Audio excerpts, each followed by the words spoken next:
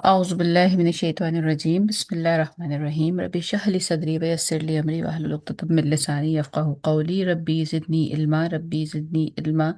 ربی زدنی علما یا اللہ سبحانہ تعالیٰ ہم اس کتاب سے جو کچھ بھی پڑھیں تو اس سے ہمیں ہدایت حاصل کرنے کی توفیق عطا فرما،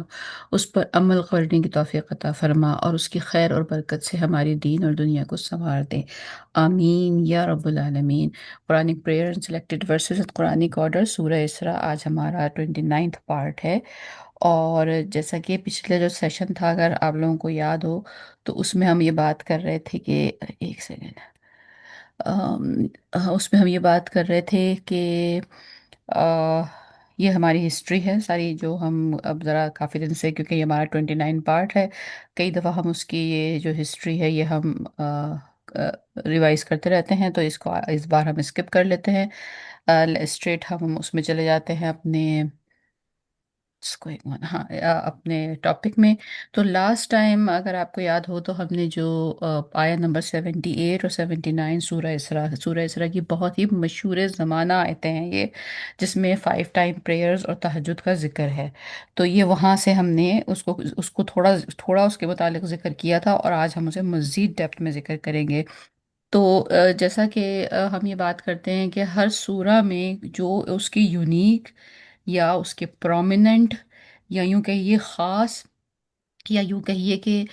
جو ایک ایسی چیز ہے نا، جو ہم یہ کہہ سکتے ہیں کہ اچھا یہ والی جو ٹاپک ہے یہ اس سورہ میں آئی ہے، یا یہ والی بات جو ہے یہ فلاں سورہ میں آئی ہے۔ اگر اس حوالے سے ہم کسی چیز کو آئیڈینٹیفائی کرنا چاہتے ہیں تو سورہ اسراء کا جو یہ والا پیسج ہے، آیت نمبر 78 سے جو شروع ہوتا ہے اور یہ جائے گا آگے تک، آیت نمبر 85 تک جائے گا، اور یہ تمام آیتیں جو ہیں ایک سے بڑھ کر ایک ہے، اور مطلب یہ وہ یونیک ٹاپکس ہیں کہ جو قرآن میں اور جگہ شاید اس طرح سے ٹچ بھی نہیں ہوئے ہیں۔ اور پھر مطلب یہ وہ پیسیجز ہیں جس میں اکثر آپ اگر کبھی دیکھیں کہ قاری صاحبان جو ہیں، اگر آپ کسی نماز میں مسجد میں جائیں تو وہ جو ایک سلیکٹڈ پیسج پڑھا جاتا ہے تو نارملی وہ یہ ان پیسجوں میں سے ہوتے ہیں۔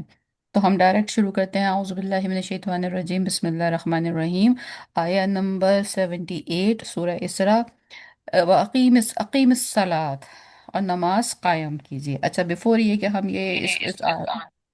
اس کو شروع کریں، اس کی تفسیر اور اس کی ڈیٹیل کو، ایک بات ہم یہ اس میں دیکھ لیتے ہیں کہ جو پچھلی آیتیں ہیں، آیت نمبر 78 سے جو پچھلی آیتیں ہیں، وہ ساری کی ساری کفار مکہ اور وہ تمام مخالفین اور وہ سارا جو انوائرمنٹ ہے جو نبی کریم صلی اللہ علیہ وسلم کی بات کو ایکسیپٹ نہیں کر رہا، ان کے لیے مشکلات کریٹ کر رہا ہے، ان کے لیے سازشیں کر رہا ہے۔ اف یو ریممبر، جو دو سیشن پرانا جو ہمارا لیکچر تھا، اس میں یہ اور جو آیت ہم نے وہ کی تھی کہ یعنی اتنی شدید، اتنی گہری، اتنی سوفسٹیکیٹڈ اور ایسی سائیکولوجیکل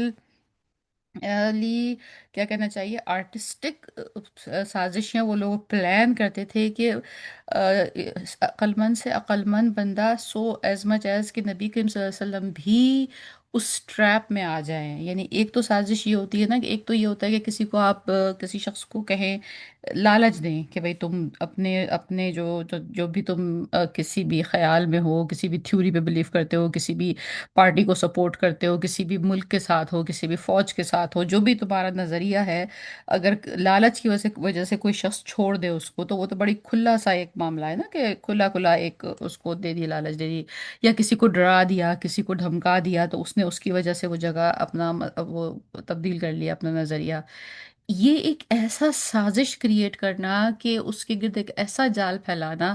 کہ اگلے کو یہ لگے کہ شاید یہ میری بھلائی ہو جائے گی، اس میں شاید یہ میرا اس میں کچھ فائدہ ہی ہو جائے گا، کہ چلو میں تھوڑا سا کنسیشن ان کو دے دوں تو شاید یہ تھوڑا سا میری بات سمجھ لیں۔ تو نبی کریم صلی اللہ علیہ وسلم جو کہ تمام حکمت رکھتے تھے، سمجھ رکھتے تھے، ان کو بھی یہ صرف اس لالچ میں کہ شاید کہ یہ لوگ واقعتاً مسلمان ہو جائیں، اسلام کی تعلیمات میں داخل ہو جائیں، تو وہ تک ان کی اس سوفسٹیکیٹڈ سازشوں کا شکار ہونے والے تھے۔ تو یعنی اس لمٹ کی مخالفت وہاں پر موجود تھی۔ اس کے بعد ایسے ایسے ذکر کے بعد یہ آیتیں شروع ہوئی ہیں کہ اقیم الصلاۃ۔ تو یعنی اگر ہم قرآن کو ترجمے کے ساتھ پڑھیں اگر چلیے مان لیا کہ ایک بہت حد تک ہمیں عربی سے سمجھ نہیں آ رہا، لیکن قرآن کو ترجمے کے ساتھ پڑھیں توجہ سے، سوچتے ہوئے۔ دیکھیے ایک بات جو ہم بہت شروع سے کرتے آئے ہیں، یہ ہمارا سورہ اسراء 15ویں پارے میں آدھا قرآن ہم ہو چکا ہے، again and again and again اس کو ہمیں اس بات کو ریوائز کرنے میں تھکنا نہیں چاہیے کہ دیکھیے قرآن کے ساتھ جو ریلیشن ہے وہ ہے کیا۔ اس وقت جو آپ یہاں پر موجود ہیں اور یہ جو آپ بات ہم سب لوگ مل کے کر رہے ہیں، یہ بات، اور جس بھی جگہ آپ قرآن کی تعلیم کے غرض سے نکلتے ہیں اور جاتے ہیں، یا جو بھی کچھ لیکچر سنتے ہیں یا جو بھی تعلیم کوئی کلاس اٹینڈ کرتے ہیں، ہمارا ہمارا اس میں انٹینشن کیا ہے، ہمارا مین ٹارگیٹ اس میں کیا ہے۔ قرآن کے حوالے سے جو سب سے ٹاپ موسٹ ہمارا ایک آئیڈیا ہونا چاہیے، جو سب سے ٹاپ موسٹ ہمارا انٹینشن ہونی چاہیے، وہ یہ ہونی چاہیے کہ اس سے ہم ہدایت حاصل کر لیں۔ اب اس میں یہ ہے کہ یا میمورائزیشن کرنا بہت اچھی بات ہے، بہت ہی نیکی کا کام ہے، بڑے آنر کی بات ہے، بڑے بڑے درجے کی بات ہے، آسان کام نہیں ہے بالکل۔ جو جو حفظ کر لے وہ کیا کیا ہی اس کی بات ہے۔ حفظ کرنا بہت اچھی بات ہے لیکن مین آئیڈیا نہیں ہے۔ اسی لیے ہم حدیث میں بھی دیکھتے ہیں کہ قرآن میں اس میں آتا ہے قیامت کے دن کی جو حدیث ہے کہ ایک حافظ آئے گا اور اس کے لیے بھی یہ حکم ہوگا کہ اس کو جہنم میں بھیج دیا جائے، کیونکہ اس نے مطلب اس کی انٹینشن ٹھیک نہیں تھی۔ تو پوائنٹ کہنے کا یہ ہے کہ حفظ کرنا، اچھی تجوید رکھنا بالکل اچھی بات ہے، ظاہر ہے، مطلب اللہ کا کلام ہے، اس کی ایک عزت ہے، اس کا ایک مقام ہے، اس کو غلط سلط پڑھنا کتنی بری بات ہے۔ لیکن یہ کہ اس کے لیے آگے اسٹرگل کرنا، اچھے طریقے سے اس کا لب و لہجہ اختیار کرنا بالکل اچھا ہے۔ پھر تلاوت اچھی اختیار کرنا بہت اچھی بات ہے، ناظرہ روانی سے پڑھنا بہت اچھی بات ہے، یہ ساری چیزیں بہت اچھی ہیں، گرامر جاننا، عربی جاننا، یہ سب کچھ بہت اچھا ہے۔ ہم یہاں پر ہر وقت یہ بات کرتے ہیں کہ ہم جو نان عربک اسپیکرز ہیں ان کو تو چونکہ زبان نہیں سمجھ میں آتی، لیکن آدھی سے زیادہ مسلمان دنیا تو عرب بھی ہے، اس کو تو زبان سمجھ میں آتی ہی ہے، تو پھر معاملہ تو ان کا بھی ویسا ہی دکھتا ہے۔ تو اگین ان تمام چیزوں میں میں ان سب چیزوں کا ذکر یہاں کیوں کر رہی ہوں؟ کیونکہ فی زمانہ، ایز آف رائٹ ناؤ، جب ہم یہ مل کے اس وقت بیٹھے ہیں اور ہم دیکھ رہے ہیں، آج کل یہ چیزیں زیادہ آسانی سے اویلیبل ہیں۔ آج سے 25-30 سال پہلے اگر ہم دیکھتے ہیں تو وہاں ہمیں اتنا آسانی سے تجویدی کلاسز یا گرامر کی کلاسز یا عربک قرآنک عربک کی کلاسز یا حفظ کی کلاسز، اب تو آن لائن چیزیں اتنی موجود ہیں، اتنی آسانی سے اویلیبل نہیں تھیں، جو کہ بہت اچھی بات ہے اور ضرور اس کے لیے اسٹرائیو کرنا چاہیے۔ لیکن ہوتا یہ ہے کہ جب ہم ان تمام ڈائریکشنز میں نکلتے ہیں تو کہیں نہ کہیں ہمارے ذہن سے جو اصل مقصد ہے نا وہ محو ہو جاتا ہے، اور ہم اسی اسٹرگل میں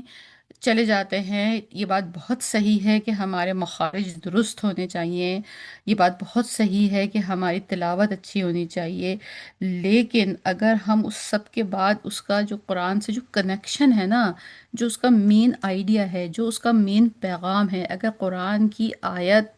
ترجمہ ہی صحیح وہ آپ کے دل کو ٹچ نہیں کر رہی ہے، وہ جس وقت آپ نے ایک پیسج قرآن کا آپ پڑھ رہے ہیں اور اس کی آپ ٹرانسلیشن پڑھ رہے ہیں اور ایک دم سے آپ کو یہ محسوس نہیں ہو رہا ہے کہ یار یہ چیز تو ایسی ہے جو میں نہیں کرتا ہوں، مجھے کرنا چاہیے، یا میں نہیں، یہ چیز تو ایسی ہے جو بالکل میں اسی مسئلے سے گزرتی ہوں، تو شاید یہ میرے بارے میں یہ بات ہو رہی ہے، شاید یہ میرے مسئلے کا حل یہاں پہ بیان ہو رہا ہے۔ اگر یہ کنیکشن ہم 1 to 1 والا فیل نہیں کرتے نا ان آیات کے ساتھ، تو یہ ساری جو سفسٹیکیٹڈ علوم جو ہم حاصل کر رہے ہیں، ان کا کوئی پوائنٹ نہیں رہتا۔ اگین I'm not saying، اور بالکل ہمیں یہ سارے چیزوں میں بالکل اچھی دسترس حاصل کرنی چاہیے، لیکن ساتھ ساتھ یہ بالکل یاد رکھنا چاہیے کہ ان سب کا مقصد یہ ہے کہ ہم قرآن کی تعلیم کو کیچ کر سکیں۔ یہ ساری جو بات اس وقت میں نے کی ہے وہ کیوں کی ہے؟ وہ اس لیے کی ہے کہ جب ہم آیت نمبر 78 شروع کرتے ہیں اور وہاں پہ پہلے ہی الفاظ آتے ہیں اقیم الصلاۃ لدلوک الشمسی، اور جیسا کہ میں نے کہا کہ یہ مشہور زمانہ آیت ہے قرآن کی، اکثر قاری اکرام کو آپ جب اگر مسجدوں میں جائیں تو آپ کئی دفعہ اس پیسج کو نماز پڑھاتے ہوئے بھی سنیں گے، یا یوں بھی تلاوت کے معاملے میں آپ اس آیت کو سنیں گے۔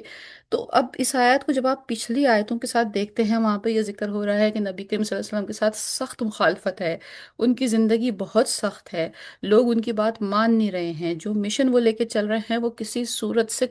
آگے بڑھتا نظر نہیں آ رہا۔ 11 سال ہو چکے ہیں نبوت کو آئے ہوئے، قرآن کی وحی کو نازل شروع ہوئے ہوئے، اتنے کم لوگ اس تحریک میں آئے ہیں، مکہ میں اتنے کم لوگوں نے اسلام قبول کیا ہے، اور جنہوں نے کیا ہے قبول ان بیچاروں کے برے حالات ہیں۔ حضرت بلال رضی اللہ تعالیٰ عنہ کا حال دیکھ رہے ہیں ہم، جو حضرت سمیہ ہیں ان کی شہادت ہو گئی ہے، حضرت یاسر رضی اللہ تعالیٰ عنہ کو جھوٹا جھوٹا یہ کہنا پڑ گیا ہے کہ اس لمٹ پہ ان کو ٹارچر کیا گیا ہے کہ ان کو یہ کہنا پڑ گیا ہے کہ اچھا ٹھیک ہے میں نہیں مانتا، مطلب بعد میں وہ آ کے نبی کریم صلی اللہ علیہ وسلم کے پاس روتے ہیں اور کہتے ہیں کہ مجھ سے اتنا کہا، اور نبی کریم صلی اللہ علیہ وسلم انہیں تسلی دے رہے ہیں کہ تم فکر نہ کرو۔ یہ حالات ہے وہاں پر، اس سختی اور مشکل کے وقت میں وہ ساری تفصیل بیان کرنے کے بعد اب یہ آیت آئی ہے، اقیم الصلاۃ۔ تو کیا کیا سبق ملا ہمیں یہاں سے؟ کیا ہمیں یہاں سے سیکھنے کو ملا؟ کیا میسج ملا ہمیں یہاں سے؟ میسج یہ ملا کہ جب اتنی چیزیں when things are not going straight، جب اتنا گھپ اندھیرا ہو، جب چیزیں مشکل آ رہی ہوں، سولو نہیں ہو رہی ہوں، نبی کریم صلی اللہ علیہ وآلہ وسلم اپنی حد الامکان کوشش کر چکے ہیں۔ سورہ اسراء کے متعلق ہم نے بہت ڈیٹیل میں اس کی بیک گراؤنڈ کیا ہے کہ یہ عام الحزن کے بعد نازل ہوئی ہے، مطلب حضرت خدیجہ رضی اللہ تعالیٰ عنہ اور حضرت ابو طالب رضی اللہ تعالیٰ عنہ کا انتقال ہو چکا ہے، اور طائف کا سفر ہو چکا ہے۔ تو طائف کے سفر میں تو نبی کریم صلی اللہ علیہ وسلم نے اپنی جان تک کو داؤ پہ لگا دیا، وہاں جس طرح کا آپ کے ساتھ سلوک ہوا اپنی عزت کو داؤ پہ لگا دیا، اور اس کے بعد اس وقت جب آپ مکہ میں موجود ہیں تو یعنی اس وقت آپ کی پولیٹیکل بھی آپ کے پاس کوئی وہ نہیں ہے، سپورٹ نہیں ہے۔ اگر آپ کو یاد ہو کہ جب طائف کے سفر سے واپس آئے ہیں نبی کریم صلی اللہ علیہ وسلم، تو آپ کو شہر میں انٹر ہونا مشکل تھا، اور اس وقت آ کر بنو عدی کا جو ایک قبیلہ تھا، اور اس میں سے عدی جو تھا اس نے آپ کو سپورٹ دی، جبکہ آپ نے 2 3 لوگوں کو پیغام بھیجا شہر کے باہر ٹھہر کر کہ میں اندر آنا چاہتا ہوں، مجھے سپورٹ دیجیے، یعنی یہ معاملات تھے۔ اور اس وقت جس وقت یہ آیتیں نازل ہو رہی ہیں سورہ اسراء کی، تو آپ شہر میں ایک ایسے رہ رہے تھے کہ اپنے ہی شہر میں اجنبی تھے، آپ کا اپنا خاندان آپ کو سپورٹ نہیں کر رہا تھا۔ تو اتنی سخت تکلیف کے وقت میں، اتنی شدید مشکل کے وقت میں، جب یہ سارا ہی بیک گراؤنڈ کھینچا گیا ہے پچھلی آیتوں میں، تو وہاں سے پھر اس بیک گراؤنڈ کو کھینچنے کے بعد اب آیت شروع ہوتی ہے اقیم الصلاۃ۔ تو مطلب کیا آپ کو کلیئر میسج مل رہا ہے کہ جیسے ہی حالات ٹف ہو جائیں، لگ رہا ہے کہ اپنے طور سے آپ نے ہر چیز کر لی، ہر کوشش کر لی، ہر جو آپ سے بس بس پڑتا ہے، جو برداشت کی لمٹ آپ کے اندر ہے، ہر ایک کے ڈفرینٹ ڈفرینٹ مسائل ہیں، کہیں کوئی جنگ میں مصروف ہے، کہیں کسی کی ایموشنل پرابلمز ہیں، کہیں کسی کے رزق کا پرابلم ہے، کہیں کوئی بیماری سے لڑ رہا ہے، ہر ایک کے الگ الگ مسائل ہیں۔ ہر مسئلے کے لیے جب وہ یہ دیکھتا ہے کہ جو کچھ اس کی دسترس میں ہے، اس کی کیپیسٹی میں ہے، اور وہ سب وہ کر چکا ہے، تو اب اس کے بعد کیا ہے؟ اقیم الصلاۃ، قائم کرو صلاۃ۔ اور قائم کے اوپر بھی اگین اگر ہم پوری کلاسیکل اسکالرس کی تفسیر میں جائیں تو لٹرلی ہم شاید پتہ نہیں 10 کلاسز صرف قائم کرنے پر ہی گزار دیں۔ قائم کرنے کے اگر ہم بہت ہی مختصراً اس کو ریوائز کریں اپنے قائم کرنے کا، تو ایک قائم کرنے کا مطلب دیکھیے، قائم کرنے کا مطلب ہوتا ہے سپورٹ کرنا، جو سپورٹ مطلب جیسے کہ کسی چیز کو ایک چیز کو دوسری چیز کے اوپر سے پہ ٹھہرانا، کسی چیز کو کسی چیز سے سپورٹ کرنا۔ تو اس کا مطلب قائم کرنے کا مطلب ایک یہ ہوتا ہے کہ خود انڈیویجول آدمی کے حوالے سے دیکھا جائے تو جیسے میں نے فجر کی نماز پڑھی، پھر ظہر کی نماز پڑھی، پھر عصر کی نماز پڑھی، پھر مغرب پڑھی، پھر عشاء پڑھی، اور پھر اگلے دن کی نمازیں، تو مطلب میری ہر نماز جو ہے نا وہ دوسری نماز اتنی اچھی، اتنی مضبوط، اتنی اللہ سے کنیکٹیویٹی ڈیولپ کرنے والی ہونی چاہیے کہ وہ اگلی نماز کو سپورٹ کرتی ہو۔ ایسی پھیکی روکھی بھاگتی دوڑتی بیچاری سوکھی پھیکی نماز کہ جس نے مجھے وہ اتنی ہمت دی ہی نہ ہو کہ اگلی نماز پہ میں بھاگ کے جا کے نماز پڑھوں، تو وہ قیام نہ ہوا نا نماز کا۔ تو نماز قائم کرنے کا مطلب انڈیویجول کے لیے یہ ہو گیا کہ ہر ایک نماز ایک انسان کو اس کی اگلی نماز کی ہمت، اس کی اگلی نماز کی توفیق، اس کی اگلی نماز کی طاقت عطا کرتی ہے۔ تو یہ ایک اس کی اپنی ذات کے لیے قیام ہو گیا۔ پھر دوسرا قیام کیا ہے کہ جب ایک انسان اس طرح نماز پڑھے کہ جو اس کا گھر ہے، گھر کے اندر موجود افراد ہیں، وہ ان کے لیے اگزامپل بن رہا ہے، وہ خود نماز کے لیے کھڑا ہو رہا ہے، وہ اپنے گھر میں بیوی ہے، بچے ہیں، جو بھی لوگ ہیں ان کو وہ دعوت دے رہا ہے، ان کو وہ کھڑا کر رہا ہے نماز کے لیے، اور جو اگر بچے چھوٹے ہیں تو انہیں نماز سکھا رہا ہے، اور جو بھی تمام لوگ ہیں وہ ان کو ان کے اندر گھر کے اندر نماز قائم کر رہا ہے، پھر وہ سارا خاندان مل کے مسجد کو آباد کر رہا ہے، مسجد میں نماز قائم کر رہا ہے، کمیونٹی میں نماز قائم کر رہا ہے، مسجدوں کو آبادی کر رہے ہیں، تو وہ ایک پورا پورا ریڈیس پھیلتا چلا جا رہا ہے۔ تو قیام کا مطلب انڈیویجول کی اپنی ذاتی انڈیویجول سے لے کر پوری کمیونٹی کے انڈیویجول تک ہے۔ نماز کو ہم یہ کہتے ہیں اقیم الصلاۃ، نماز پڑھو یا نماز قائم کیجیے سے ہم ترجمہ یہ سمجھتے ہیں کہ بھئی نماز پڑھ لیجئے، آپ اٹھیے اور نماز پڑھ لیجئے۔ یہ ایک وقت کی نماز کا معاملہ نہیں ہے، یہ پوری زندگی کے ساتھ نماز سے کنیکٹ کر جانے کا معاملہ ہے۔ مطلب ایسا ہے کہ اگر آپ کو ایک نماز میں آلکسی آتی ہے، مطلب آپ کو you are feeling lazy to go to the pray, تو دس مینس دیٹ کہ ابھی تک آپ وہ قیام نماز کے کانسیپٹ کو نہیں پہنچ سکے، کیونکہ قیام نماز کا تو مطلب یہ ہے کہ وہ نماز اتنی مضبوط ہو جائے گی، وہ قیام ہو گیا اس کا، وہ اس میں ٹھہراؤ آ گیا ہے کہ وہ جیسا ہی نماز کا وقت ہوگا تو دوسرا انسان جو ہے نا وہ کچھ اور کر نہیں پائے گا، اس کے اوپر ایک وہ طاری ہو جائے گا، ارے نماز داخل ہو گئی، ارے نماز پڑھنی ہے، ارے نماز پڑھنی ہے، مطلب وہ کچھ اور کر نہیں پا رہا ہے جب تک کہ وہ نماز ادا نہیں کر رہا ہے۔ آن دا ادر ہینڈ اگر اگر نفس کی کیفیت یہ ہے کہ وہ وقت نکالتا جا رہا ہے، نکالتا جا رہا ہے، نکالتا جا رہا ہے اور نماز ادا نہیں کر رہا ہے، تو اس کا مطلب ہے وہ ابھی تک قیام نماز تک نہیں پہنچا ہے، اس کی نماز کا لیول اقیم الصلاۃ تک نہیں ہے۔ تو یہ ایک انڈیویجول لیول پر ظاہری، اور کمیونٹی لیول پہ یہ تو معاملہ ظاہری ہو گیا۔ اب آ گیا انٹرنل معاملہ، کہ جس وقت وہ نماز کو پہنچ ہی گیا اور وہ اللہ اکبر کہہ کے اب اس نے نیت باندھ ہی لی، تو اس وقت اس کا کنیکشن اللہ سبحانہ تعالیٰ کے ساتھ کتنا ہو رہا ہے، تو یہ بھی قیام نماز ہے۔ مضبوط نماز وہ کاؤنٹ ہو رہی ہے جس میں ایک نماز میں آپ کو ایسا فیل ہو کہ یو ٹاک ٹو اللہ سبحانہ تعالیٰ، یا ایسا فیل ہو کہ اچھا میں نے اپنی درخواست، میں نے اپنی عبادت رکھ دی اللہ کے سامنے۔ ایک نماز میں انسان کو خود فیل ہوتا ہے کہ اس نے صرف اور صرف اپنے سر سے بوجھ اتارا ہے، صرف اس نے اپنے دل کو یہ تسلی دی ہے، اوہ چلو چلو میرے 4 سجدے پورے ہو گئے، میری 4 رکعتیں پوری ہو گئی، دیٹس اٹ۔ اور ایک یہ ہے کہ وہ گیا ہے اور اس نے اس کا کچھ دل میں خوف خدا بھی ہے، اس کو کچھ آخرت کا ڈر بھی ہے، اور اس کو کچھ صرف اپنے رب کی محبت بھی ہے، اور اس نے اس خیال کے تحت وہ نماز ادا کی ہے۔ اگر آپ سوچئے، اگر میں اس بات کو ہی پہ میرا خیال ہم رک جائیں گے کہ آگے ہمیں بہت جانا تھا، اگر ہم سوچئے، اگر تھوڑی دیر کے لیے ہم سب لوگ انکلوڈنگ می اینڈ ایوری بڈی، جو ایک عوام الناس، جو عام لوگ ہیں نا، ہم اگر 99% آف عوام الناس کا معاملہ دیکھا جائے، تو جب وہ نماز کے لیے نیت باندھتے ہیں، اگر تو اللہ یہ کہ انہیں کوئی بہت ہی شدید حاجت نہ ہو، کسی دنیاوی، کوئی اللہ نہ کرے کسی کے پاس کوئی بہت زیادہ شدید بیمار ہے، اسپتال میں اس کا کوئی لو ون ہے، یا کوئی ایسا جان کا خوف آ گیا ہے، یا کوئی خوف و جنگ و جدل کی کیفیت آ گئی ہے، یا کوئی شدید بھوک ہے، یا کوئی اس قسم کے شدید مسئلے مسائل ہیں جس میں تو پھر اس کو اللہ یاد آ ہی گیا ہے، تو وہ تو خیر پھر اس وقت کی تو خشوع و خضوع کا بات اور ہے۔ لیکن اگر جنرل عام نارمل حالات میں، جب بالکل ایک نارمل حالات ہیں، نہ کوئی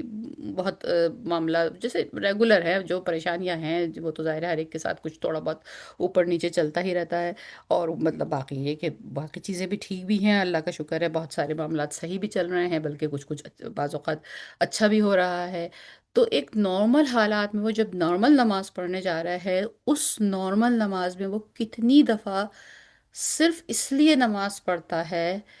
کہ وہ اپنے رب کے حضور اس کے شکر کا سجدہ بجا لائے کہ اس نے اسے انسان بنایا، اس نے اسے مسلمان بنایا، اس نے اسے اللہ کا ماننے والا بنایا، اس نے اسے اس لائق بنایا، اس کو یہ اجازت دی کہ وہ اللہ کو سجدہ کر سکے۔ نماز پڑھنے کا بالکل انالوجی ایسی ہی ہے کہ جیسے کوئی بہت بڑا بادشاہ آپ کو انوائٹ کرے اور اپنے محل میں بلائے، اور محل میں بلا کر آپ کو کہے کہ ٹھیک ہے جی اب آپ مجھ سے میٹنگ کر سکتے ہیں۔ تو مطلب یہ تو اس بادشاہ کی مہربانی ہے آپ کے اوپر کہ اس نے آپ کو اتنا وقت دیا ہے۔ تو اگر ہم نماز کی پریئر میٹ تک پہنچ جاتے ہیں اور وہاں ہم نیت باندھ کے اللہ اکبر کہہ لیتے ہیں، تو مینز دیٹ کہ ہمیں انویٹیشن تو مل گیا ہے، باقی اب ہم نے اس انویٹیشن کا جو حشر کیا ہے وہ پھر ہمارے اپنے اوپر ہے۔ تو کتنی دفعہ ایسا ہوتا ہے کہ ہم نماز کو واقعتاً صرف اس لیے پڑھتے ہیں کہ جس طرح ہم کسی اپنے دوست سے ملنے جاتے ہیں، بہن بھائی سے ملنے جاتے ہیں، جس سے ہمیں کوئی محبت دنیا میں ہمارا لو ون ہوتا ہے، ہم اس سے ملنے جاتے ہیں تو ہمیں بڑی خوشی ہو رہی ہوتی ہے، ارے ہم اس سے ملنے جا رہے ہیں۔ کتنی دفعہ ہم نماز ایسے پڑھتے ہیں کہ چلو اب جا کے اللہ تعالیٰ سے ملاقات ہوگی، میں اللہ تعالیٰ کو بتا دوں گی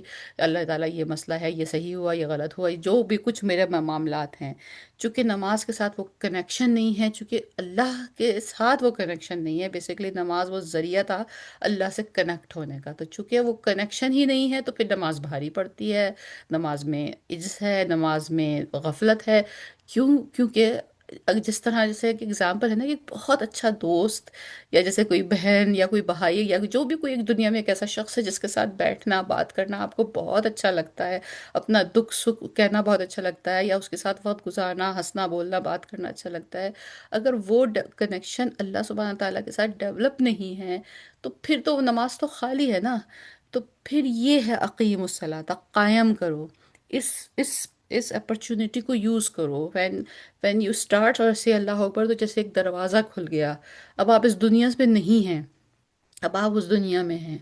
اب آپ جب کہہ رہے ہیں الحمدللہ اور پھر آپ اس ایک ایک لفظ کو انگریو کرتے جائیں اور پڑھتے جائیں اور پھر نماز کو قائم کریں، تو یہ بیسیکلی قیام کا جو پورا ایک بہت بڑی اس پہ بڑے بڑے اسکالرز نے کتابوں کی کتابیں لکھی ہیں۔ تو اس کا بہت چھوٹا سا ایکسپلینیشن تھا، اقیم الصلاۃ لدلوک الشمس، سورج کے ڈھلنے تک، یہ ہم نے لاسٹ ٹائم بھی بات کی تھی، دلوک کہتے ہیں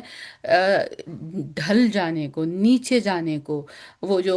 کنواں ہوتا ہے نا، اگر کبھی آپ لوگوں نے گاؤں میں دیکھا ہو، ہمارے بیک ہوم میں بھی گاؤں ہوتے تھے اور اس کے اوپر ایک وہ چرخی سی بندھی ہوئی ہوتی تھی، اوپر ایک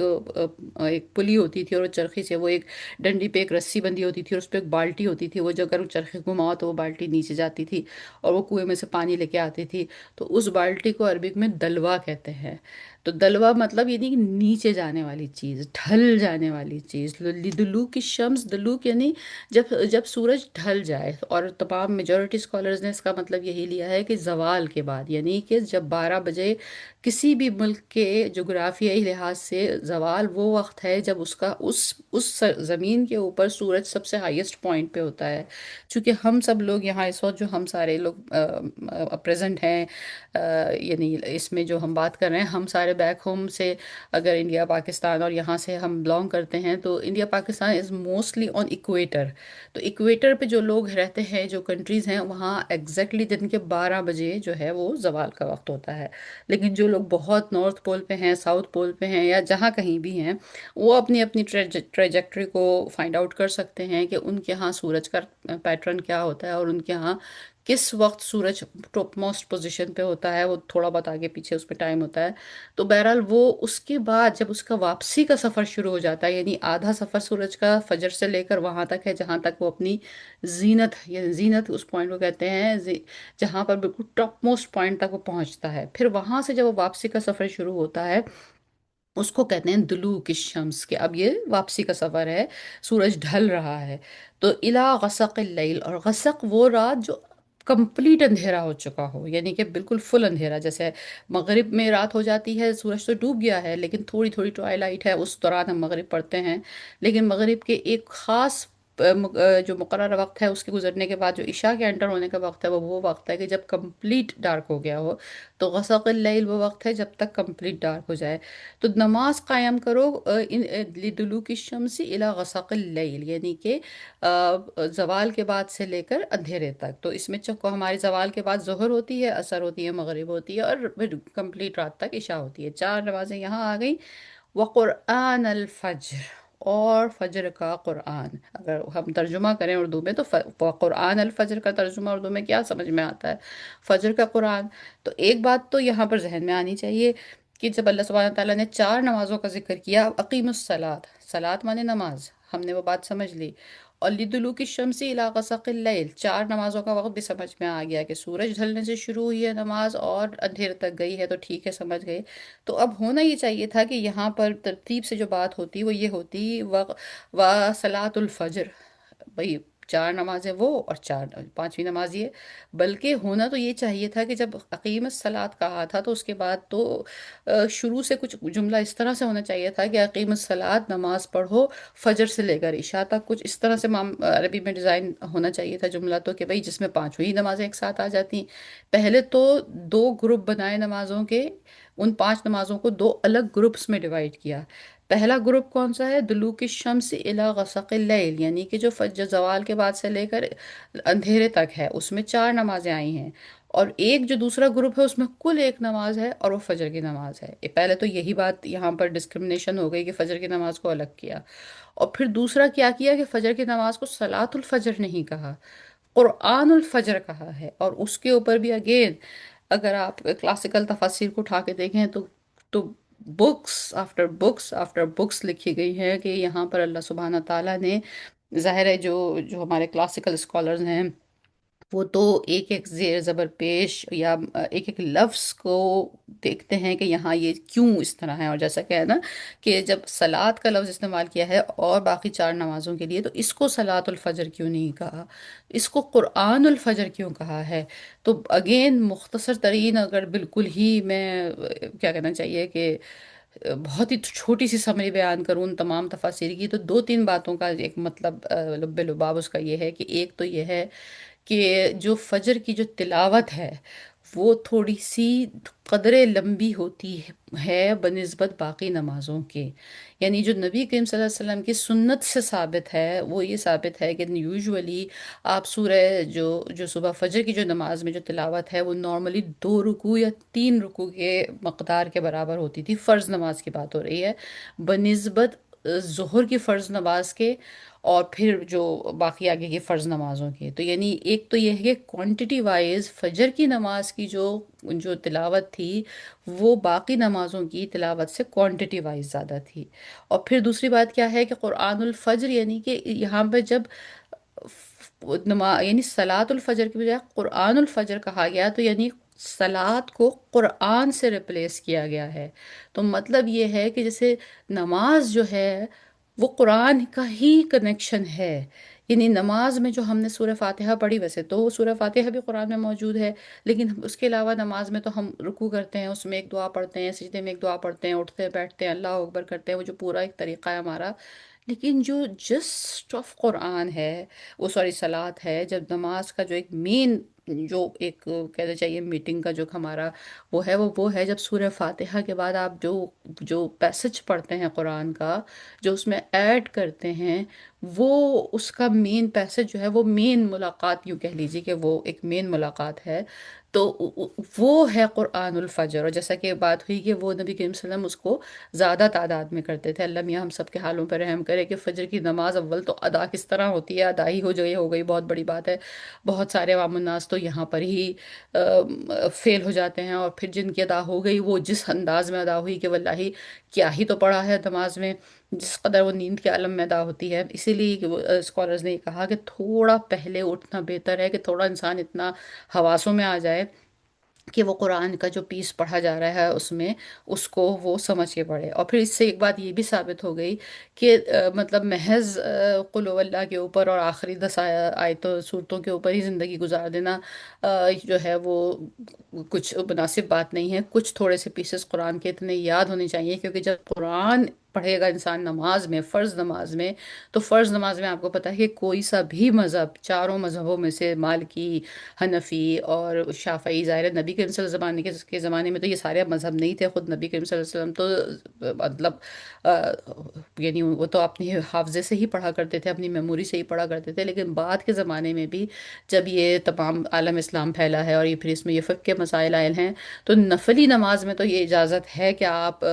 قرآن، یا جو آدمی حافظ نہیں ہے وہ مصحف کو ہاتھ میں اٹھا کر اتنی حرکت کی اجازت ہے کہ جیسے ایک آدمی ہاتھ میں کتاب پکڑی ہوئی ہے اس نے، یا اب آج کل فون آ گیا ہے تو اس نے فون پکڑا ہوا ہے اور وہ اس کو دیکھ کے پڑھ رہا ہے. لیکن فرض نماز میں یہ اجازت نہیں ہے. فرض نماز میں ہاتھ، پاؤں، منہ، آنکھ، ناک، ہر وہ چیز اسی جگہ ہوگی جہاں جس طرح بتائی گئی ہے. نماز کو چینج نہیں کیا جا سکتا ہے. تو اگر فجر کی نماز میں ذرا زیادہ قرآن پڑھنا ہے تو پھر اس کا مطلب ہے کہ وہ آپ کو کچھ یاد ہونا چاہیے، وہ آپ کے دل میں ہونا چاہیے. اور ایک بات اس میں یہاں یہ ہو گئی، دوسری بات اس کا ایک ایکسپلینیشن یہ بھی بیان کیا گیا ہے، جو جرنلی اگر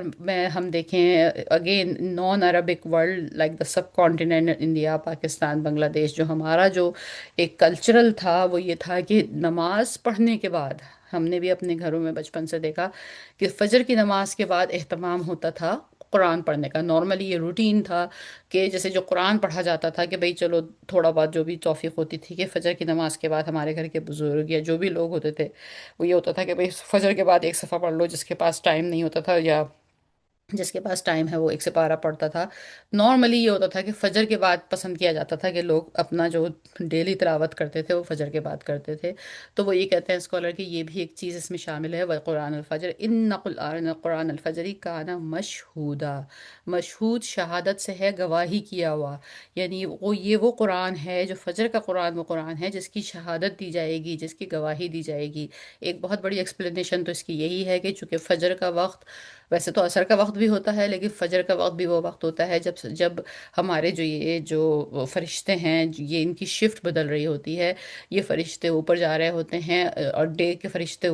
مطلب آ رہے ہوتے ہیں، رات والے فرشتے اوپر واپس جا رہے ہوتے ہیں، ڈیوٹی چینج ہو رہی ہوتی ہے۔ تو کہتے ہیں کہ فجر کی نماز میں اور عصر کی نماز میں یہ دونوں فرشتے شامل ہوتے ہیں، یعنی دونوں جماعتیں شامل ہوتی ہیں۔ اور جب جو جماعت جا رہی ہوتی ہے، جب وہ جماعت اوپر جاتی ہے تو اللہ سبحانہ تعالیٰ اس پہ پوچھتے ہیں کہ تم نے میرے بندے کو کس حال میں پایا، اور وہ کہتے ہیں کہ آپ کا بندہ قرآن کی تلاوت کر رہا تھا۔ سملرلی جو جماعت آتی ہے وہ دیکھتی ہے کہ وہ بندہ قرآن کی تلاوت کر رہا ہے، تو وہ مشہودہ سے مراد ہے کہ دو دو گواہ اس کے اوپر بن جاتے ہیں۔ اللہ سبحانہ تعالیٰ ہم سب کو اس قرآن کی اس عادت کو شامل کرنے کی توفیق عطا فرمائے۔ مگر اگین ایک چیز یاد رکھیے کہ ہم جو عادت بھی بنا لیں کہ اگر ہمیں جو بھی اللہ توفیق عطا فرمائے فجر میں نماز میں قرآن پڑھیں یا نماز کے بعد قرآن پڑھیں یا دن کے کسی حصے میں نماز پڑھیں، قرآن پڑھیں، تو پھر وہ اگین وہی معاملہ نہیں ہونا چاہیے کہ چلو ایک قرآن ختم ہوا دوسرا ختم ہوا، یا یہ کہ پھر ہم کسی اور راستے پہ نکل گئے، تجوید کے راستے پہ نکل گئے یا گرامر کے راستے پہ نکل گئے یا عربی کے راستے پہ نکل گئے یا تفسیر کے راستے پہ نکل گئے۔ قرآن کی ایک آیت بھی ہو چاہے وہ اس کا آپ کے اپنے دل کے ساتھ کنیکشن ضرور ڈیولپ ہونا چاہیے۔ جو بھی پیس آف قرآن آپ نے پڑھا ہو وہ ایسا لگنا چاہیے کہ یہ میرے لیے ہے، جیسے کسی میرے اپنے نے مجھے خط لکھا ہے اور پھر مجھے اسے بتایا ہے۔ تو ایک سیکنڈ، لیٹ می فنش میں اپنی پوری بات ختم کر لوں، پھر میں دیکھتی ہوں۔ تو آگے پھر اس میں آگے ہم یہ آیت دوسری ختم کر لیتے ہیں، وَمِنَ اللَّيْلِ فَتَهَجَّدْ بِهِ نَافِلَةً لَكَ عَسَىٰ أَن يَبْعَثَكَ رَبُّكَ مَقَامًا مَحْمُودًا۔ وَمِنَ اللَّيْلِ فَتَهَجَّدْ، اور رات سے بس آپ تہجد پڑھیں، اس سے زائد یعنی ان 5 نمازوں سے زائد، لکا آپ کے لیے، یعنی لکا آپ کے لیے 5 نمازوں سے زائد۔ لکا، یہ لکا سے یہاں پر یہ تفسیر یہ ہوئی ہے کہ نبی کریم صلی اللہ علیہ وسلم کے لیے وہ نماز جو تھی اس کی حیثیت فرض کی سی تھی، یعنی وہ آپشنل نہیں تھی۔ باقی ساری امت کے لیے اللہ سبحانہ تعالیٰ نے یہ رحمت فرمائی ہے کہ وہ آپشنل ہے۔ تہجد کو چھوڑ دینے کی صورت میں گناہ تو نہیں ہے، لیکن obviously اس کا چھوڑ دینا بہت ہی شدید ایک محرومی اور حسرت کی بات ہے۔ وَمِنَ اللَّيْلِ فَتَهَجَّدْ، اور تہجد جو ہے اس کا یہ معاملہ ہے کہ تہجد کا ورڈ ہی کا مطلب یہ ہے کہ جدوجہد کرنا، اور اسی سے ڈرائیو ہے کہ سو کے اٹھنا۔ تو اب اس میں سوال یہاں پہ یہ کوشچن آتا ہے کہ تہجد جو ہوتی ہے اس کے لیے سونا لازمی ہے یا نہیں لازمی ہے؟ تو اس میں 2 باتیں ہم نے ایکچولی ڈسکس کی تھی پہلے بھی، کہ 2 باتوں کو یاد رکھیں۔ ایک تو ہے وقت کی قید۔ وقت کی قید کیا ہے کہ اللہ سبحانہ تعالیٰ نے کنفرم حدیث میں فرمایا ہے کہ تیسرا پہر جو رات کا ہے اس وقت اللہ سبحانہ تعالیٰ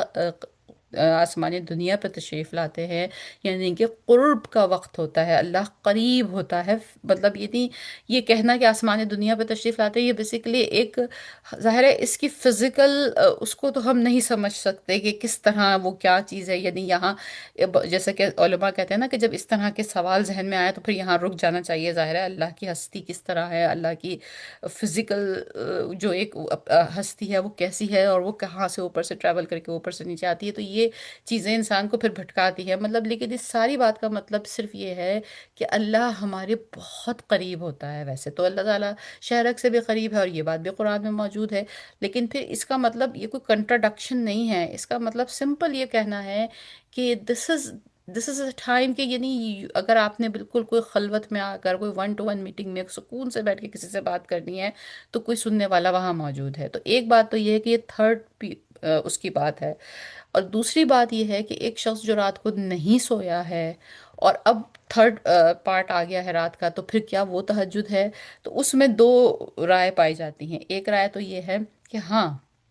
وہ قیام اللیل کہلائے گا، اس کا ثواب ہے، رات کے وقت کا اپنا ثواب ہے، اللہ کا قرب اس کو نصیب ہے، وہ کوالیفائی کرتا ہے اس کے لیے. لیکن اس کی نماز کے جو ثواب ہے، جو اس کی نماز کا جو اجر ہے، obviously وہ اس آدمی کے مقابلے میں کم ہوگا جو رات کو سو گیا اور سو کے پھر وہ نیند توڑ کے اٹھا، اپنا بستر اس نے چھوڑا اور اپنی کمر اس نے بستر کی اپنی پیٹھ کو الگ کیا. قرآن میں بخاص طور پہ یہ الفاظ ہیں کہ اس نے ان کی پیٹھیں ان کے بستروں سے الگ رہتی ہیں. تو مطلب ایک جہاد کے برابر ہے، ایک جنگ لڑنے جانے کے برابر ہے کہ وہ اس نے پیٹھ اپنی بستر سے اٹھائی اور پھر وہ صرف اس لیے کہ وہ اللہ سے ملاقات کو جانا چاہتا ہے، اور پھر وہ اٹھا، اس نے اپنے وضو کیا اور پھر وہ اللہ کے دربار میں حاضر ہوا. تو obviously پھر اس کا مقام، اس کی جو اسٹرگل ہے وہ بہت زیادہ ہے، اس کا اجر اور بہت زیادہ ہوگا. لیکن اگر کوئی شخص کا لائف کا روٹین ایسا ہے، کوئی لوگوں کے نائٹ ڈیوٹیز ہوتی ہیں، کوئی اسٹوڈنٹس ہوتے ہیں ان کو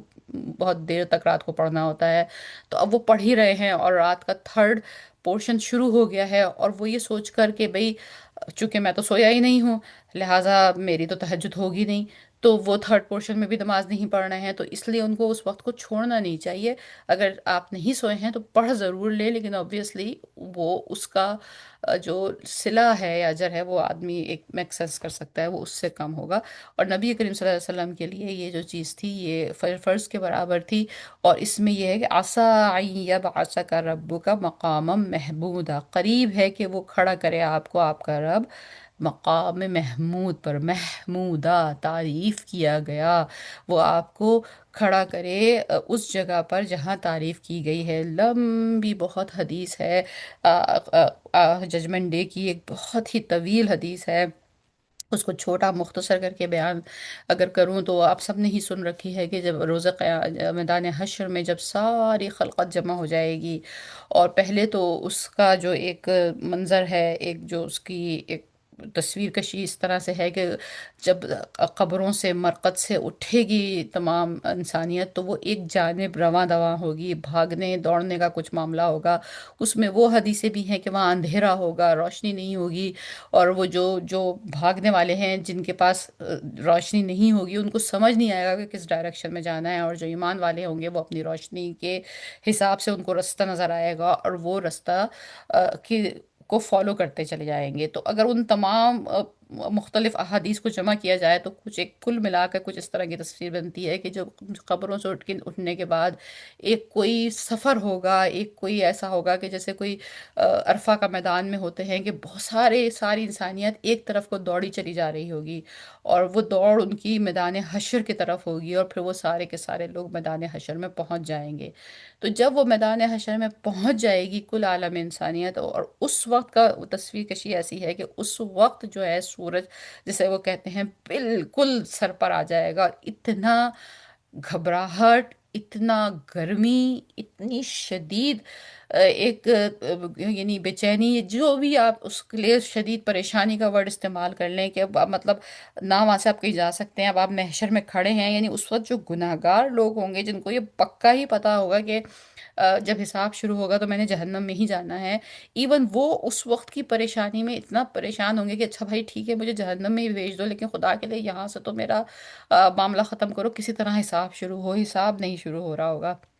اس وقت پہ. ساری جو انسانیت ہے یہ ڈھونڈ کے حضرت آدم علیہ السلام کے پاس پہنچے گی اور ان سے کہے گی کہ آپ اللہ سبحانہ تعالیٰ سے سفارش کریے کہ ہمارا حساب شروع کیا جائے. اور پھر حضرت آدم کہیں گے کہ نفسی نفسی، میں نے تو پھل کھا لیا تھا جنت کا، مجھ سے تو خود غلطی ہوئی ہے، میں تو خود اس وقت پریشان ہوں کہ میرے ساتھ کیا ہوگا. مطلب آپ یہ سوچئے کہ وہ حضرت آدم علیہ السلام اس ایک پھل کے کھانے پر اس وقت پریشان ہوں گے، اس وقت اپنی غلطیاں کیسی بڑی نظر آ رہی ہوں گی. اور ہم جیسا ایک گناہگار انسان اس وقت سوچیے کہ کس طرح کا اضطراب اور کیسی پریشانی ان میں مبتلا ہوگا۔ اسی طرح وہ تمام اقوام پھر مختلف حضرت نوح علیہ السلام کے پاس جائیں گے، وہ کہیں گے کہ میں نے غلط دعا کی تھی اپنے بیٹے کے لیے سفارش کرنے کے لیے، اس پہ مجھے شرمندگی ہے اللہ سے۔ پھر وہ حضرت ابراہیم کے پاس جائیں گے، پھر وہ حضرت عیسیٰ کے پاس جائیں گے۔ سملرلی وہ ہر نبی کوئی نہ کوئی ایکسکیوز دیتے جائیں گے، نفسی نفسی میں اس کو کٹ شارٹ کر رہی ہوں، اور پھر وہاں پر نبی کریم صلی اللہ علیہ وآلہ وسلم کے پاس جب سب تشریف لے کے جائیں گے تو آپ کہیں گے کہ ہاں، یہ میرا ہے ایک مقام، اور یہ مجھے دیا گیا ہے کہ میں نے یہ روک کے رکھی تھی ایک دعا اللہ سبحانہ تعالیٰ سے۔ وہ کہتے ہیں کہ ہر نبی کو ایک دعا اس کی زندگی میں دی گئی تھی کہ وہ کسی ٹائم پہ یوز کرے، تو اس کی اتھینٹسٹی تھی کہ وہ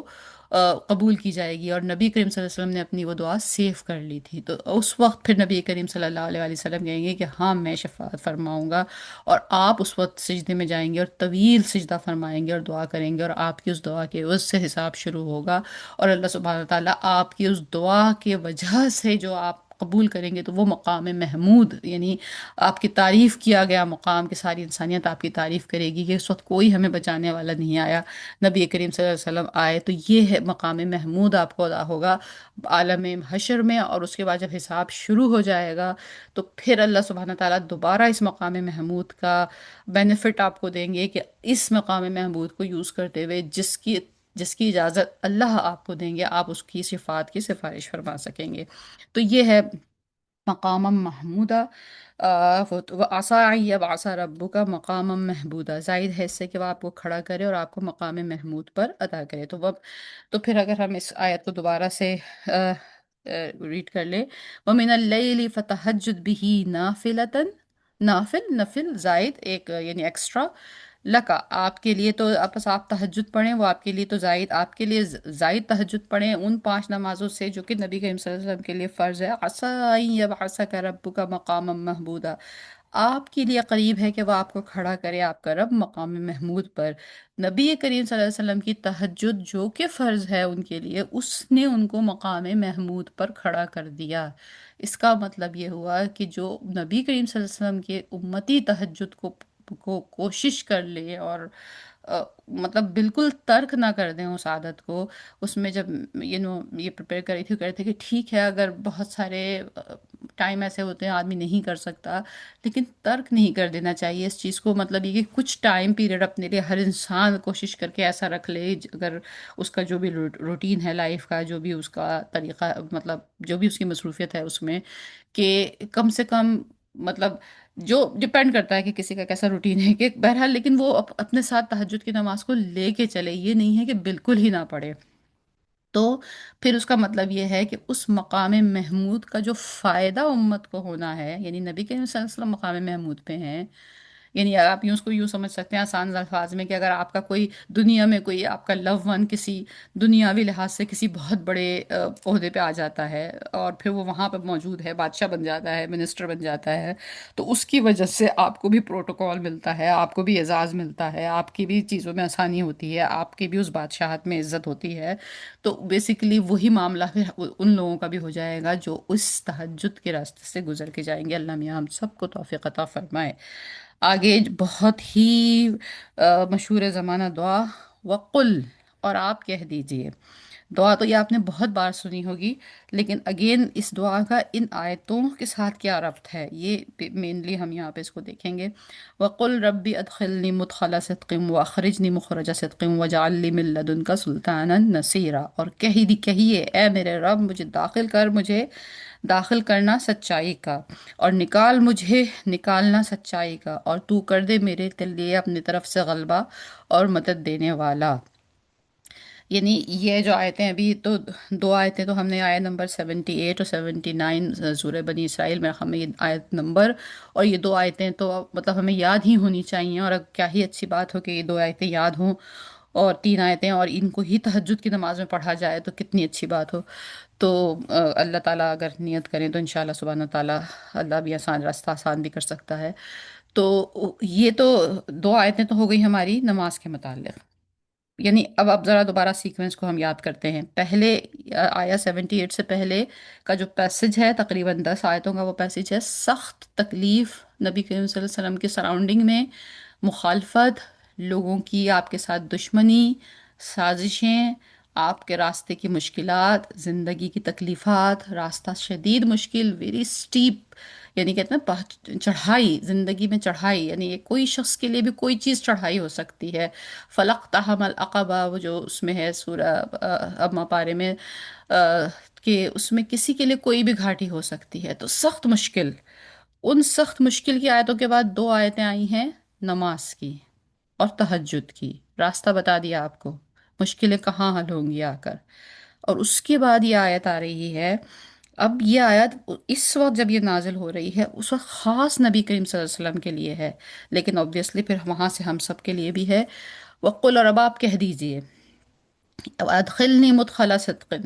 اے اللہ مجھے داخل کر جہاں پہ بھی داخل کرنا ہے سچائی کے ساتھ۔ تو سب سے پہلے جو ڈسکلیمر ہے اس آیت کے بارے میں، جو میجورٹی کا بالکل اجتماع ہے، کہ یہ آیت جو تھی بیسیکلی نبی کریم صلی اللہ علیہ وسلم کے اوپر ایک طریقے سے ایک اناؤنسمنٹ تھی، اور ایک ان کو کائنڈ آف ڈکلیریشن تھی کہ بس اب ٹائم ہو گیا ہے اور اب ہجرت ہوگی، کیونکہ جیسے کہ ہم بات کر رہے ہیں کہ یہ 11ویں سال کی صورت ہے، اور 12 سال اور کچھ مہینے آپ کا مکہ میں قیام ہے، اور اس کے بعد ہجرت شروع ہوئی ہے۔ تو بیسیکلی اس ٹائم پر بھی ہجرت ابشہ 2 بار ہو چکی ہے، یعنی مکے میں جو حالات اتنے خراب ہوئے تھے تو نبی کریم صلی اللہ علیہ وسلم نے کچھ لوگوں کو اجازت دے دی تھی کہ آپ حبشہ چلے جائیے، پھر وہ کچھ لوگ واپس بھی آ گئے تھے، اور پھر اسی دوران نبی کریم صلی اللہ علیہ وسلم نے کچھ لوگوں کو اجازت دے دی تھی کہ آپ اور بھی کہیں چلے جائیے، تو کچھ لوگ آلریڈی مکے بھی جانا، مدینے بھی جانا شروع ہو گئے تھے، لیکن نبی کریم صلی اللہ علیہ وسلم ابھی مطلب اس بات کے انتظار میں تھے۔ مطلب یہ جو دعا ہے اس کا مطلب یہ نہیں تھا کہ آپ آج ہی چلے جائیے، مطلب یہ بیسیکلی کلیئرنس تھی کہ بس اب یہ طے ہو گیا ہے، یعنی اس آیت کے آنے کا مطلب اب یہ تھا کہ اب یہ طے ہو گیا ہے کہ مکہ جو ہے، مکہ والوں کی جو حجت ہے وہ تمام ہو گئی۔ مطلب جو کچھ مکہ والوں کو دیا جا سکتا تھا، جتنی کوشش کی جا سکتی تھی، جتنا ان کو وقت دیا جا سکتا تھا، جتنی ان کو گنجائش دی جا سکتی تھی، اگر وہ چاہتے تو وہ اس نعمت کو اٹھا لیتے اور اس کو دل سے لگا لیتے، لیکن اب یہ طے ہو گیا کہ بس اب مکہ کی جو حجت ہے وہ تمام ہے۔ تو ایک سبق ہمیں یہاں سے ملتا ہے کہ انسان اپنی پوری ایک ایفرٹ لگا لے، اور پھر جب پوری ایفرٹ لگانے کے بعد اس کو لگے کہ یہاں اب رزلٹ مشکل ہے، تو پھر وہاں سے اس کی ہجرت کرنا، اس فیصلے کو بدلنا، اس چیز میں آگے موو آن ہونا، یہ اللہ کی سنت ہے۔ مطلب اللہ نے نبی کریم صلی اللہ علیہ وسلم کو مکے میں پیدا کیا، مکے والوں کے بیٹے تھے آپ۔ اللہ سبحانہ تعالیٰ کی نالج میں تو سب کچھ ہے، اللہ سبحانہ تعالیٰ جانتا تھا، یا تو یہ ہوتا کہ مکے والوں کے دل بدل جاتے، یا پھر یہ ہوتا کہ آپ پیدا ہی مدینے میں ہوتے، لیکن یہ سارے سیٹ اپ کا مطلب یہ ہے کہ یہ دکھانا مقصود تھا کہ ان کا دل تو نہیں کھلا، اور وہ مدینہ جہاں پر آپ پہنچے نہیں، جہاں پہ صرف آپ کی بات پہنچی، جہاں پہ صرف آپ کی تعلیم کا ذکر پہنچا، ان کا دل کھل گیا، اور وہاں سے پھر وہ وفد چپ کے آنے لگے، اور انہوں نے آپ کو کہا کہ ہم آپ کی ایسی حفاظت کریں گے کہ جیسی ہوتی ہے۔ تو لہٰذا اب یہ اس آیت کے آنے کا مطلب یہ تھا کہ اب ڈن، مکہ سے ڈیل ڈن ہے۔ رب ادخلنی مدخل صدقین، یا اللہ جہاں مجھے داخل کر، سچائی کے ساتھ داخل کر۔ تو ظاہر ہے داخل تو انسان کہیں اسی جگہ جب ہی ہوگا نا، جب وہ ایک جہاں موجود ہے وہاں سے وہ نکلے گا۔ اور دوسرا بھی اس میں ایک بڑا ہی کیا کہنا چاہیے آئرونک، وہ یہ ہے کہ جس وقت یہ آیت نازل ہو رہی ہے اس وقت تو یعنی یہ بات ثابت ہو چکی تھی کہ دشمنی اس لیول پہ آ گئی تھی کہ اب وہ لوگ آپ کے خلاف، آپ کو قتل کرنے کی نعوذ باللہ سازش کر رہے تھے، اور سازش اور پلان یہ تھا کہ سارے قبیلے والے مل کر، جتنے بھی ہیں، ہر ایک کا ایک ایک لڑکا، ایک ایک نوجوان لیا جائے گا تاکہ بعد میں آپ کے خون کا کوئی حساب نہ ہو، یعنی اس لمٹ پر چیزیں تھیں۔ تو یعنی یہ بات نظر آ رہی تھی کہ آپ کا یہاں سے نکلنا، باقی لوگوں کا نکلنا بھی مشکل تھا، کہ حضرت صہیب رومی کا واقعہ ہم نے پڑھا کہ وہ کس طرح نکل رہے تھے، اور باقی لوگوں کو بھی بہت پریشان مکہ والوں نے کرایا، ہر ان کے مال و دولت چھین لیے، کوئی آدمی جا رہا ہے تو اس کی بیوی بچوں کو نہیں جانے دیا، کوئی عورت جا رہی ہے تو اس کا بچہ چھین لیا، مطلب جو جو وہ کر سکتے تھے، لیکن خود نبی صلی اللہ علیہ وسلم کا وہاں سے نکلنا یہ تو ایک ناممکنات میں سے نظر آ رہا تھا۔ تو پہلا سوال تو یہ تھا کہ نکلیں گے کیسے؟ اور اس وقت جب نکلنا ہی مشکل دکھ رہا ہے، اس وقت آیت کیا آ رہی ہے؟ ربی ادخلی مدخلا صدقن، یا اللہ جہاں مجھے داخل کر، تو ایمان کے ساتھ داخل کر۔ تو مطلب ایک کائنڈ آف یہ ہے، ارے بھائی مجھے تو نکلنا مشکل ہے اور یہاں داخل ہونے کی دعا ہو رہی ہے۔ تو پھر جب ہم ہجرت مکہ کا سفر کا پورا واقعہ دیکھتے ہیں، جب آپ نبی کریم صلی اللہ علیہ وآلہ وسلم آخری رات حضرت علی رضی اللہ تعالیٰ عنہ کو امانتیں سپرد کی، یہ بھی کیسی بات ہے نا کہ وہی لوگ جو قتل کرنے کے لیے گھر کے باہر جمع ہیں، لٹرلی وہی لوگوں کی امانتیں ان کے پاس رکھی ہوئی ہیں، یعنی امانت کا معاملہ الگ ہے۔ وہ اس آخر وقت تک کہتے تھے کہ ہاں ہاں یہ صادق ہے اور یہ امین ہے۔ یہ ان میں سے کسی نے نہیں کیا کہ لاؤ بھائی ان سے امانت واپس لے لیں، کیونکہ بھائی اب تو ہماری ان سے دشمنی ہو گئی ہے۔ نہیں نہیں، وہ امانتیں ان کے ہی پاس ہیں، ہاں دشمنی ہماری ان سے الگ ہے۔ تو یعنی آپ نے جب آخری رات حضرت علی رضی اللہ تعالیٰ عنہ کو امانتیں سپرد کی اور کہا کہ یہ میری چادر اوڑھ کے آپ میرے بستر پہ سو جائیے، اور جب آپ گھر سے باہر نکلے تو کیا ہوا کہ وہ سارے جو گھر کے باہر گھیرا ڈالے کھڑے تھے ان سب کی آنکھوں پہ دھول پڑ گئی، اور آپ ان سب کے سامنے سے واک کر کے تشریف لے گئے، اور آپ حضرت ابو بکر صدیق کے گھر تشریف لے گئے، اور وہاں سے دونوں اونٹوں پہ سوار ہو گئے، دونوں صاحبان مکے سے نکل گئے۔ تو یہ جو ہے نا ربی ادخلنی مدخل صدقن، پہلے داخلے کی بات کی، وہ اخرجنی مخرج صدقن، بعد میں نکلنے کی بات کی، مجھے جہاں سے نکال، خیریت سے نکال۔ تو پوائنٹ کہنے کا اس میں یہ ہے، میسج اس میں یہ ہے کہ تمہارے نکالنے کے انتظامات ہو چکے ہیں، تو نکلنے کی فکر مت کرو۔ یعنی بظاہر تو اس وقت ایسا دکھ رہا تھا کہ ارے بھائی نکلیں گے ہی کیسے، تو کہیں پہنچیں گے نا، ربی ادخلنی، داخل کیسے ہوں گے؟ تو یعنی اس میں دوسرا میسج یہ بھی ہے کہ تم نکل جاؤ گے، تمہارے سارے انتظامات راستے کے ہو گئے ہیں، اور تم داخل ہوگے کہیں، ظاہر ہے جب کہیں داخل ہوگا ہی تو انسان دعا کرے گا نا، تو اس کا مطلب ہے you will reach their safely. تو جب ہم دیکھتے ہیں کہ پہلے ان کی آنکھوں پہ دھول پڑ گئی، مکے سے نکل گئے، پھر یہ آیا کہ اچھا ڈائریکٹ مدینے کی طرف تشریف نہ لے کے جائیے بلکہ اپوزٹ جائیے، مدینہ جو ہے وہ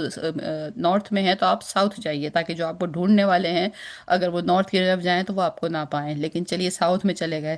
ساؤتھ میں جا کے غار ثور میں چھپے، پھر ڈھونڈنے والوں نے وہاں تک بھی ڈھونڈ لیا، بھائی 100 اونٹوں کا نام تھا سر پر،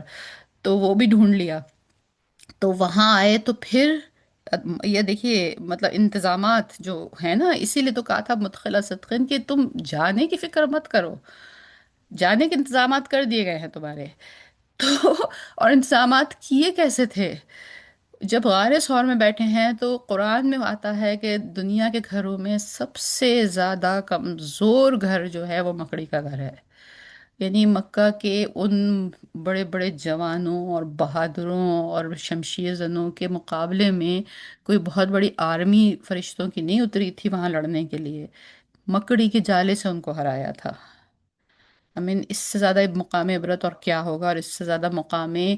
سجدہ اور کیا ہوگا، کہ یا اللہ کی اس سے زیادہ عبودیت اور ربوبیت کی شان کیا ہوگی کہ ان کو مکڑی کے جالے سے ہرایا تھا، کہ وہاں مکڑی کے جالا بن دیا گیا۔ اور حضرت ابوبکر صدیق فرماتے ہیں کہ جب انہوں نے دیکھا کہ یا رسول اللہ، وہ اتنے نزدیک آ گئے کہ اگر انہوں نے نیچے دیکھا تو ہم انہیں نظر آ جائیں گے، تو انہوں نے کہا کہ فکر مت کرو، اللہ ہمارے ساتھ ہے۔ تو یہ انتظامات تھے جو جانے کے ہو چکے تھے، تو اس لیے ربی ادخلنی مدخل صدقن، تم جہاں داخل، اے اللہ مجھے جہاں داخل کر سچائی کے ساتھ داخل کر۔ یہ آیت جو تھی اس نے نبی کریم صلی اللہ علیہ وسلم کو بتا دیا تھا کہ مکہ تو آپ کے لیے لپیٹ دیا گیا، اب مکہ میں جو کچھ ہونا تھا، جو کچھ کرنا تھا، یہ ٹائم پورا ہوا مکہ کا، آئیں گے ضرور واپس آپ، لیکن اب آپ کا یہاں سے، اب آپ کا یہاں سے اخرجنی مخرج سکتی اخراج ہے، اور اب آپ جا کے مکہ میں، مدینہ میں داخل ہوں گے۔ ایک اس کی تفسیر یہ ہوئی۔ دوسری تفسیر وہ یہ کہتے ہیں کہ یہ جو اخرجنی مخرج صدقن ہے، یعنی ایک ایک تو تفسیر یہ کہتی ہے کہ ربی ادخلنی مدخل صدقن کا جو مطلب ہے وہ یہ ہے کہ مجھے مدینہ میں خیریت سے داخل کر، وہ اخرجنی مخرج صدقن کا مطلب یہ ہے مجھے مکہ سے خیریت سے نکال، اور جو کہ یہ الٹی ترتیب ہو گئی، کیونکہ مکہ سے نکل تو پہلے رہے ہیں لیکن دعا بعد میں کری، داخل ہونے کی دعا پہلے کری، نکلنے کی دعا بعد میں اس لیے کری کہ نکلنے کی زیادہ فکر یوں نہیں تھی کہ اللہ نے انتظامات فرما دیے تھے، یہ البتہ تھا کہ مدینہ کی دعا آپ زیادہ اس سے کیجئے، کیونکہ وہاں کا معاملہ بھی آسان نہیں ہے۔ ایسا نہ سوچئے کہ یہاں سے نکل جائیں گے تو بس وہاں سب کچھ آسان ہی آسان ہے، وہاں کی زندگی کے بھی اپنے مسائل ہیں، تو اور پھر مسئلہ وہاں یہ تھا کہ وہاں پر جا کر مسلمان ریاست بن گئے تھے، گورنمنٹ بن گئے تھے، ان کے ہاتھ میں پاور آ گئی تھی، تو پھر پاور میں بیلنس کرنا زیادہ مشکل ہے بنسبت اس کے کہ جب آپ مظلوم ہوں۔ تو یہ ایک مطلب اسکالرز نے لیا ہے۔ دوسرا مطلب کیا لیا ہے؟ ربی ادخلنی مدخل صدقین کا مطلب ہے، اشارہ ہے مدینے کی طرف، مجھے مدینہ میں خیریت سے داخل کر۔ وہ اخرجنی مخرج صدقن کا مطلب یہ ہے کہ جب مجھے مدینہ سے نکال مکے آنے کے لیے، یعنی جب فتح مکہ ہو رہی ہے، جب مکہ کانکسٹ ہو رہی ہے، تو جب مکے سے نکل کر آپ آ رہے ہیں، سوری مدینہ سے نکل کر آپ آ رہے ہیں مکے کی طرف، مدینہ کو چھوڑ رہے ہیں جب آپ، تو مجھے وہاں سے خیریت سے نکال، مطلب پوائنٹ کہنے کا یہ ہے کہ جب آپ میں دوبارہ مکہ میں واپس آؤں گا مدینہ کو چھوڑ کر، تو مجھے خیریت سے نکالنا۔ اور اس دعا کے اثر کا مطلب اسکالرز یہ بیان کرتے ہیں کہ یہ اتنی بڑی بات ہے، ہم لوگ اس کو شاید اتنی سمجھتے نہیں، یا اس کا ایک ڈیو ویلیو نہیں دیتے اس چیز کو، کہ جو فتح مکہ ہوئی تھی وہ ود آؤٹ اینی وار ہوئی تھی، نو وار، کوئی کلیش نہیں تھا، فتح مکہ بالکل بالکل گن ڈاؤن تھی۔ آپ مکہ کے بارڈرز پہ آئے اور سب نے اپنا سر جھکا دیا، اینڈ یو جسٹ انٹرڈ ان دا مکہ، آئی مین اس سے بڑا کیا معجزہ ہوگا؟ یعنی تو یہ ہے اخرجنی مخرج صدقین، کہ جب آپ اپنے گھر سے چلے ہیں مدینہ سے، تو آپ نے یہ دعا کی ہے کہ یا اللہ مجھے صدق کے ساتھ ہی نکال، یعنی کہ جب میں مکہ میں دوبارہ داخل ہوں تو وہ میرا اپنا شہر ہے، وہ میرے اپنے شہر کے لوگ ہیں، وہ میرے رشتہ دار ہیں، ان کے ساتھ میری کنشپ ہے، تو وہاں مجھے خون نہ بہانا پڑے، وہاں جنگ و جدل نہ ہو، مجھے مکے میں داخل ہونے کے لیے یہ سب کچھ نہ کرنا پڑے۔ تو وہ اللہ سبحانہ تعالیٰ نے وہ سب مشکل ہٹا دی اللہ نبی کریم صلی اللہ علیہ وسلم کے اوپر سے، اور آپ ایسے پیسفلی مکہ میں داخل ہوئے کہ جیسے آپ کے راستے سے آگے سے لوگ ہٹتے چلے گئے اور آپ مکہ میں داخل ہو گئے۔ تو رب ادخلنی مدخل صدق، تو اور ہمارے لیے اس دعا کا کیا مطلب ہے، تو اب ہم اسی سے سمجھ ہی سکتے ہیں زندگی کا اس دعا کا تعلق سفر سے، تو آپ نے سمجھ ہی لیا کہ ریلیٹڈ ہو گیا، کہ ہم جب بھی سفر اختیار کریں، جب بھی ایک جگہ سے دوسری جگہ جائیں، جب بھی ایک جاب سے دوسری جاب میں کہیں شفٹ ہوں، تو اس کے لیے تو ہے ہی۔ لیکن اسکالرز یہ بھی کہتے ہیں کہ اس کا مطلب پھر یہ بھی ہے کہ جب بھی آپ کا مائنڈ سیٹ جو ہے وہ ایک جگہ سے دوسری جگہ جائے، یعنی پہلے آپ ایسا سوچتے ہیں کہ میرا یہ راستہ ہے، مثال کے طور پر ایک آدمی جو ہے وہ ایک ہی جگہ اسی گھر میں رہتا ہے لیکن وہ نان مسلم ہے، پھر وہ مسلمان ہو رہا ہے اب، تو مطلب اس نے ایک اپنی زندگی کا راستہ بدل لیا ہے، فزیکلی تو نہیں بدلا، فزیکلی تو وہ شاید اسی مکان میں اسی شہر میں اسی جگہ پہ ہے، لیکن اب اس کا ایک لائف کا ایک پیٹرن بدل گیا ہے۔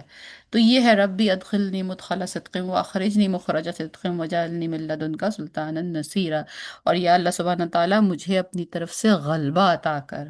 مجھے سلطانیت عطا کر، میرا مددگار بن جا۔ تو امین اتنی کمپریہنسو دعا یہ ہے کہ جس چیز میں، جس کام کے مقصد سے اپنے گھر سے نکلیں آپ، اس وقت بھی اس کا مطلب، یہ دعا صرف اس وقت کے لیے نہیں ہے کہ جب ہم موو ہو رہے ہوں یا گھر شفٹ کر رہے ہوں یا شہر شفٹ کر رہے ہوں یا کچھ اس طرح کی شفٹنگ، فزیکل شفٹنگ ہو رہی ہو، یہ ہر اس مقصد کے لیے ہے، ہر اس خیال کے لیے ہے دل کے، ہر اس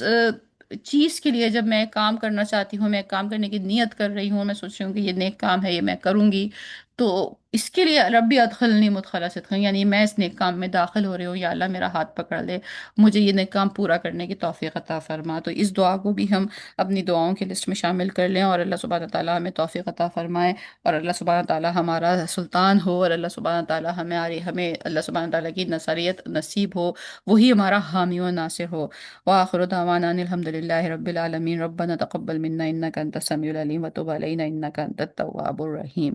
آمین یا رب العالمین۔